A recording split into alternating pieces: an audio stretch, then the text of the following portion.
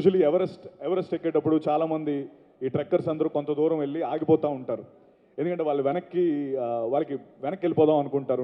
నిస్పృహ నిరాశతో చాలా టెన్షన్ పడుతూ ఉన్నప్పుడు ఆ శిఖరం పైన ఒక జెండా కనిపించినప్పుడు వాళ్ళందరిలో మళ్ళీ శక్తి పుంజుకొని ముందరికి వెళ్తూ ఉంటారు. అరే ఎవరో అక్కడికి వెళ్ళారు కదా, ఆ జెండా పెట్టారు కదా, దాన్ని చూసి మనం వెళ్దామని మనకు అనిపిస్తూ ఉంటుంది. నాలాంటి కోట్లాది మందికి ఇక్కడికి యాక్టర్స్ కానీ, డైరెక్టర్స్ కానీ, ఫిల్మ్ మేకర్స్గా వచ్చిన అందరికీ ఆ శిఖరం పైన జెండా చిరంజీవి అన్నయ్య. ఆ జెండా చూసే నేను కూడా శక్తి పుంజుకొని ఇండస్ట్రీలోకి వచ్చాను.